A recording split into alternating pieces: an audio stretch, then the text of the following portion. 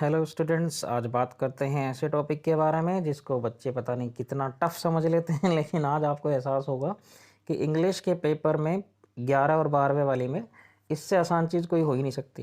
Clear? तो start करते हैं। ये एग्ज़ाम में आता कैसे है? तो एग्ज़ाम में गाइस ऐसे आता है कि रीड द फॉलोइंग पैसेज लिखा होगा, एक heading, read the following passage.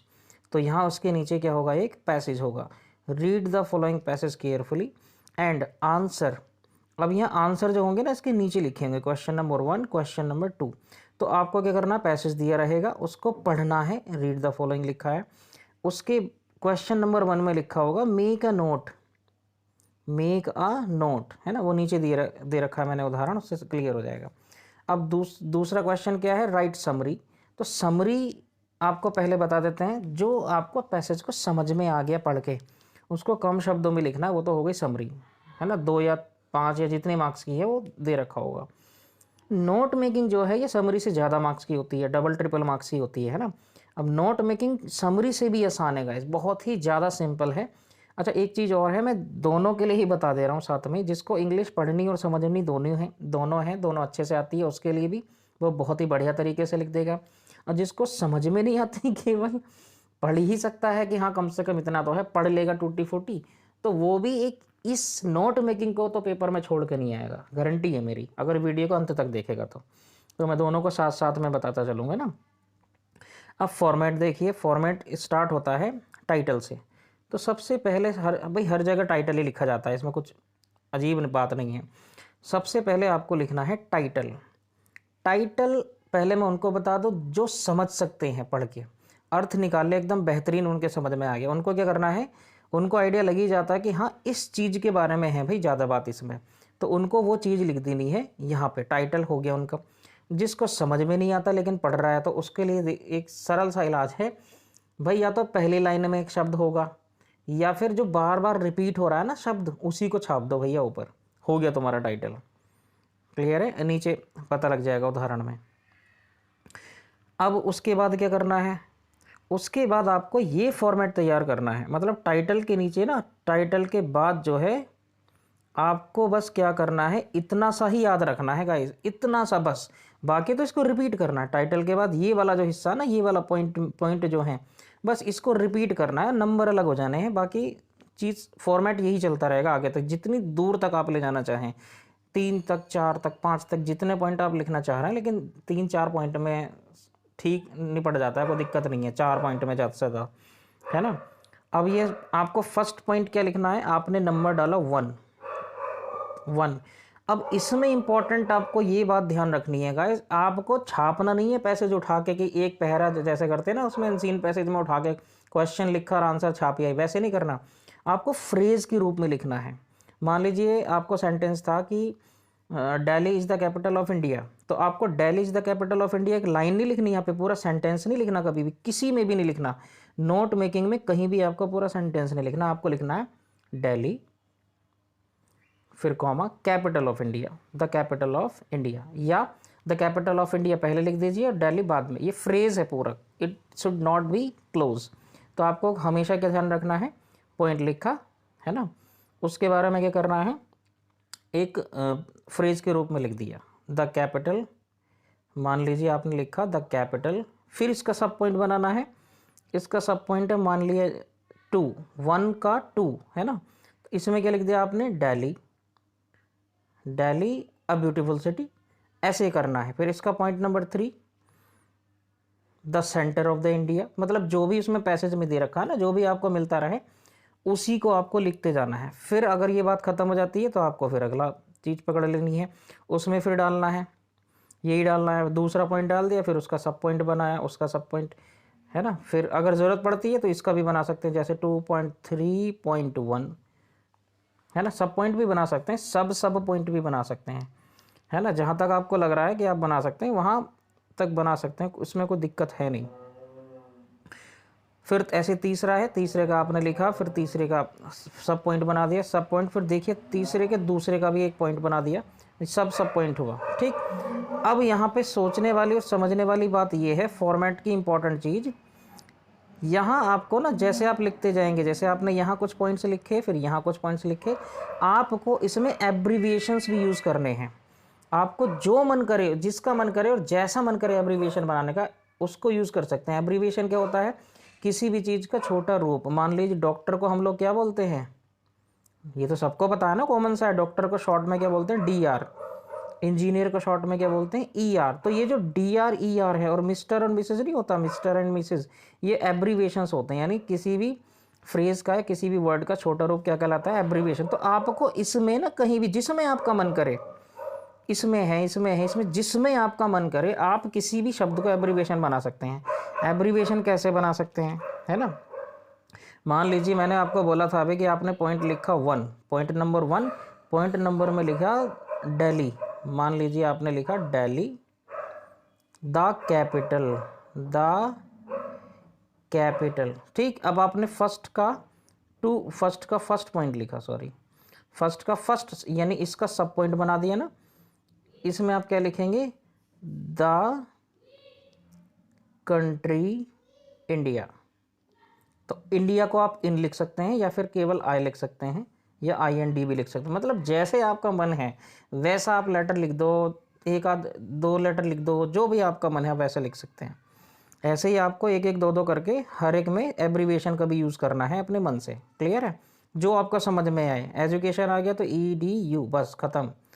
और छोटा मन है करने का तो इतना भी लिख सकते हैं। सामने वाले को फॉर्मेट से मतलब है, क्योंकि एब्रीविएशन तो आप बना सकते हैं, है ना? बस इतना सा बात है कि इसमें फ्रेज का यूज़ करना है और एब्रीविएशंस का यूज़ करना है। अब लास्ट में क्या बात होती है? एक आपको टेबल तैयार करनी पड़ती है, ये वाली। ये एकदम चमक ला देगी आपके फॉर्मेट में कि हाँ आपने मेहनत से बनाया है। आपको फिर हेडिंग डालनी की टू एब्रीविएशन। क्या डालनी? की टू एब्रीविएशन, है ना? फिर इसके नीचे, इसमें दिया नहीं है, नीचे मैंने अच्छे से बना रखा है ना। फिर आपको एक कॉलम बनाना है। जैसे मान लीजिए ये है, सारणी बनानी, टेबल बनानी है आपको। ये तो फॉर्मेट है तो मैंने ज़्यादा टेबल डाली नहीं, ऐसे बनानी है आपको टेबल, है ना? तो इसकी ये वाली, तो आपको यहाँ क्या लिखना है? की टू एब्रीविएशन। यानी आप एब्रीविएशन आपने कहाँ कहाँ यूज़ करी हैं आप वो बताना चाह रहे हैं। उसके बाद यहाँ क्या लिखना है? एब्रीविएशन। हेडिंग डाल दीजिए इसमें एब्रीविएशन। और यहाँ जो वर्ड्स यूज़ करें हैं, वर्ड्स यानी किस शब्द के लिए कौन सा एब्रीविएशन यूज़ किया वो हो जाएगा। इस साइड एब्रीविएशन, इस साइड वर्ड्स। क्लियर है? तो मान लीजिए आपने पहले पॉइंट में आपने यूज़ किया था इंडिया का IN। तो पहले का पहला पॉइंट, यहाँ ये सीक्वेंस भी डालना कि किस मेन पॉइंट के किस सब पॉइंट में आपने यूज़ किया। यानी ये पहले में आपने क्या यूज़ किया है? इन। तो इन यहाँ लिख दिया एब्रीविएशन के नीचे। उसके बाद क्या लिखेंगे वर्ड्स में? इंडिया। यानी यहाँ एब्रीविएशन जो थी उसका वर्ड क्या दिखा था आपने? इंडिया के लिए आपने IN यूज़ किया, ये दर्शाना है। और आप मैक्सिमम 7 ले जा सकते हैं एक टेबल में, ये ना, लेकिन नॉर्मली आप 4 से 5 रखिए, कोई दिक्कत वाली बात नहीं, एकदम बढ़िया मार्क्स मिलेंगे। क्लियर? अब चलते हैं गाइस, ये पेपर में कैसे आएगा, एग्ज़ाम में ये कैसे आएगा। ये देखिए एग्जाम में ये बिल्कुल सेम टू सेम आएगा जैसे मैंने दे रखा है। Read the following passage carefully and answer the questions, है ना? Answer the questions. अब आप आंसर कब करेंगे? दोनों ही लोगों को बता दे रहा हूँ मैं, जो पढ़ के समझ सकते हैं उनके लिए भी, और जो केवल पढ़ सकते हैं समझ नहीं सकते उनके लिए भी। जो पढ़ के समझते हैं वो तो इसको बार बार, मतलब एक आध बार पढ़ेंगे ध्यान से तो समझ में आ जाएगा कि हाँ ये या तो वेस्ट मैनेजमेंट के बारे में है या ये क्लीनिंग के बारे में है ना? स्वच्छ भारत अभियान टाइप इसमें लिखा भी है साफ साफ। तो क्लीन जो है सिटी उसके बारे में, आप कुछ भी लिख सकते हैं टाइटल। तो सबसे पहले आपने क्या किया? टाइटल लिख दिया, है ना? सबसे पहले इसको पढ़ना है आपको। फिर अब देखिएगा ये मैंने बोला था कि इसके नीचे ही क्या दे रखे होंगे? क्वेश्चंस दे रखे होंगे। तो अब यहीं पे मेन बात आती है कि आपको ये फॉर्मेट ऐसा नहीं कि कहीं से रट के जाना पड़ेगा, नहीं। एग्जामिनर जो क्वेश्चन लिख के देगा उसमें सारी चीज़ आपको ऑलरेडी दी है भाई, कि आपको इन चीज़ों का इस्तेमाल करके ये नोट मेक करना है। देखिए आप, on the basis of your understanding of the above passage, मतलब इस पैसेज को जो पढ़ लिया है आपने उसके हिसाब से मेक नोट्स ऑन इट। आपको क्या तैयार करना है? नोट तैयार करना है। किसके बारे में? इस पैसेज के बारे में। यूजिंग हेडिंग्स, तो मेन पॉइंट को क्या बोल दिया, हेडिंग्स। उसके अंदर जो पॉइंट है उसको क्या बोल दिया, सब हेडिंग। तो गाइस आपको कुछ करना थोड़ी है, मेन पॉइंट ये हेडिंग को बना दिया आपने 1 पॉइंट, इसका सब पॉइंट क्या हुआ 1 का 1, यानी इसके अंदर जो आया वो आपको लिख के तो दे दिया क्या क्या यूज़ करना है। Plus use recognizable abbreviation where ever necessary. अब जो टेबल आपको अंत में बनानी है उसके बारे में भी तो लिख के दे दिया कि भाई जहाँ ज़रूरी लगे आपको वहीं आप क्या ठोक दो, एब्रीविएशंस। अब एब्रीविएशन की टेबल भी आपको दे दी, भाई आपको सब कुछ तो दे दिया, हेडिंग यूज़ करनी है, सब हेडिंग यानी पॉइंट पॉइंट लिखने हैं, है ना। उसके बाद एब्रीविएशन तैयार करनी, plus also supply an appropriate title to it. तो टाइटल जो सबसे पहले लिखा जाता है वो भी तो क्वेश्चन में याद दिला रखा है भाई, आपको कुछ करना थोड़ी है, सबसे पहले बस आपको ढूंढ के टाइटल लिखना, बाकी सब फॉर्मेट सीक्वेंस में दे रखा। देखिए सबसे पहले क्या दे रखा है कि हेडिंग, तो आपने मेन पॉइंट, उसका सब पॉइंट यानी सब हेडिंग, बस आपको क्या करना फ्रेज में लिखना है। उसके बाद सीक्वेंस में क्या है, एब्रीविएशंस की टेबल बनानी है आपको, सिंपल जो टाइटल इसमें लास्ट में दे रखा होता है क्वेश्चन में, बस वो सबसे पहले लिखना। तो आपको टीप मारनी है भाई पेपर में से, इसी क्वेश्चन में से ही टीप मार के तो फॉर्मेट तैयार करना है। आप अगर भूलेंगे, और एक चीज़ और है, आप स्पेलिंग अगर गलत होने का चांस है, जैसे एब्रीविएशंस की स्पेलिंग गलत होना, टेबल में लिखना है ना आपको एब्रीविएशन, तो भाई ज़्यादा दिमाग नहीं लगाना, यहीं से टीप लो, एब्रीविएशन टीप के लिखना है आपको, बिल्कुल देख के एकदम पेपर को सामने रख के, है ना, अपना दिमाग नहीं लगाना अगर गलत हो जाएगा तो। हेडिंग की आपको स्पेलिंग लिखनी नहीं है, लेकिन आपको उसके पॉइंट पॉइंट लिखने हैं, क्लियर, यानी स्पेलिंग भी टीप के लिखनी है, ठीक है। दूसरा क्वेश्चन क्या दे रखा, right a summary of the above passage in 80 words. तो यहाँ 80 शब्द हैं, ठीक। अब इसकी बात करते हैं, ये कैसे आपको लिखना, ये दोनों तरह के लिए बता दे रहा हूँ, जिसको समझ में आता है वो तो भाई लिख ही लेगा, वो समझ के कम शब्दों में अपनी बात कहनी है बस वो लिख लेगा, लेकिन जिसको कुछ भी समझ में नहीं आता उसके लिए सारे बालक ऐसा मत करना, जो समझ भी सकते हैं, जो बिल्कुल मतलब उसके पल्ले ही नहीं पड़ता, बस वो समझ सक वो सॉरी वो पढ़ लेता है, वो भी टूटा फूटा, उसके लिए है कि भाई तुम टीप तो मार ही सकते हो, नकल तो मार ही सकते हो, पेपर तो छापने की वैसे ही तुम्हें आदत रहती है। शुरू में जो 3-4 लाइन दे रखी हैं या 2-3 लाइन दे रखी हैं उनको छाप दो फुल स्टॉप तक कहीं। उसके बाद बीच का जो पहरा है, मान लीजिए क्या करना है आपको, ये दे रखा है ना,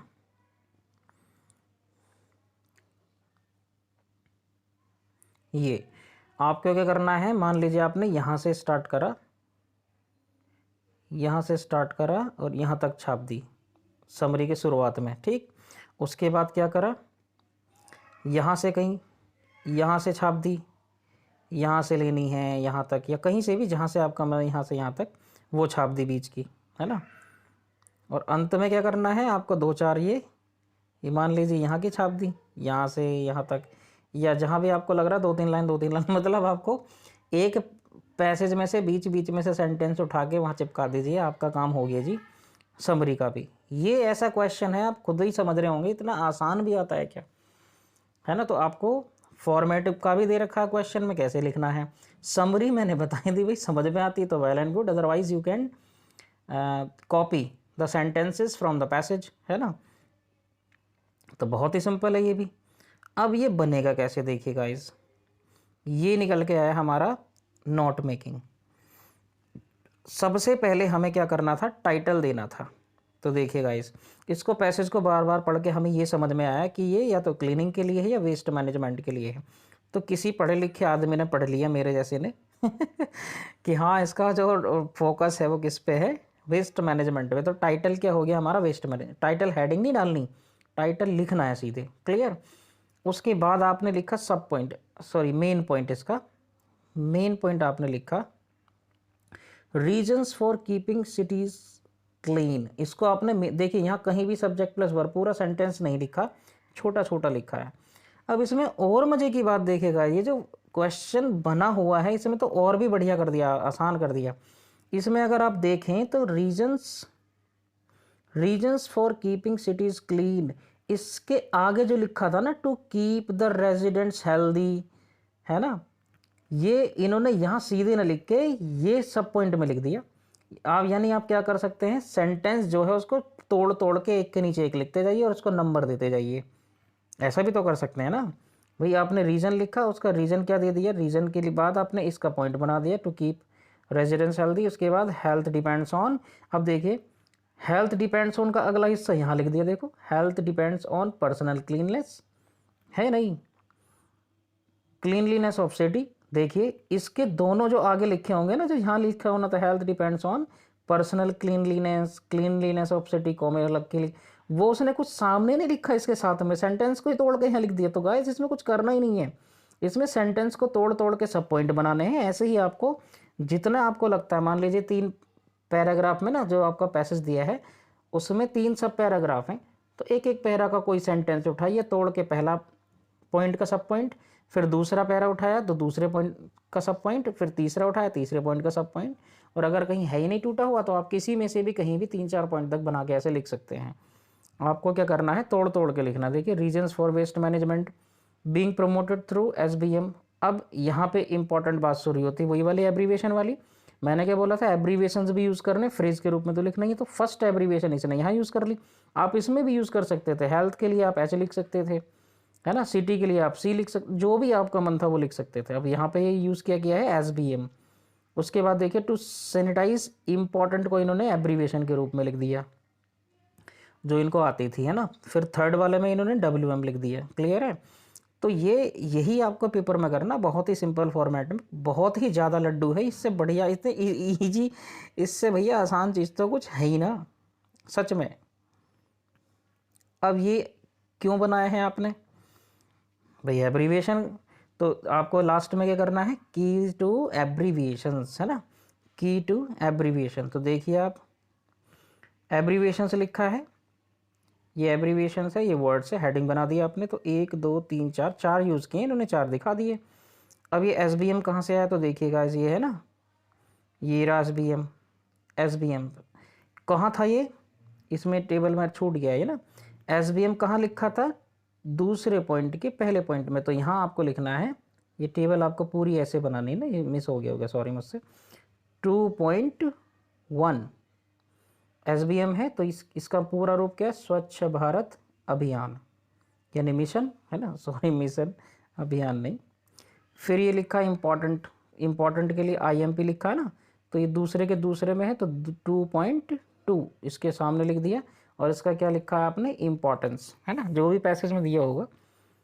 फिर उसने यह क्या यूज़ किया है, अटेंशन, ये रहा, ये अटेंशन का ATTN कर दिया, यानी तीसरे के पहले पॉइंट में है, तो यहाँ तीसरे का फर्स्ट पॉइंट, थर्ड का फर्स्ट, ATTN लिखा आपने, और इसका फुल फॉर्म इधर लिख दिया, अटेंशन।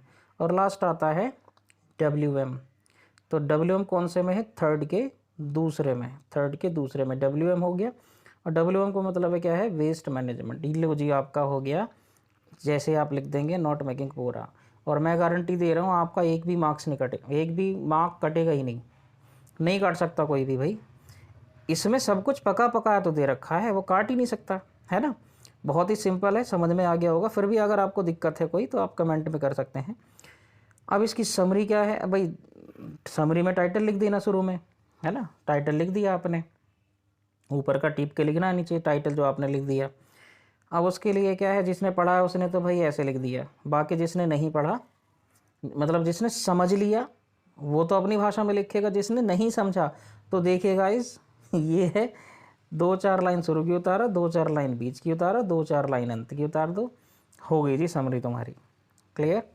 तो I hope you understand the format of note making, और इसको आप ज़्यादा से ज़्यादा बच्चों तक शेयर करें, ताकि बहुत से लोग जो बेचारे डरते हैं इस चीज़ से, नोट मेकिंग क्या हुआ है, भूत है क्या इसमें, उनका डर निकले। और बहुत एक भी बच्चा ऐसा ना हो जो 11वीं में 12वीं में जिस क्लास में भी आता हो, चाहे UP बोर्ड का हो चाहे CBSE बोर्ड का, इसको छोड़ के ना आए बिल्कुल भी, मतलब इतना लड्डू लगे उसको कि हाँ सचिन सर ने बेहतरीन बता दिया, अब हम ऐसा ही करेंगे, क्योंकि इसमें इससे आसान चीज़ तो इंग्लिश के पेपर में कुछ हो ही नहीं सकती। क्लियर। तो तब तक के लिए all the best, good luck.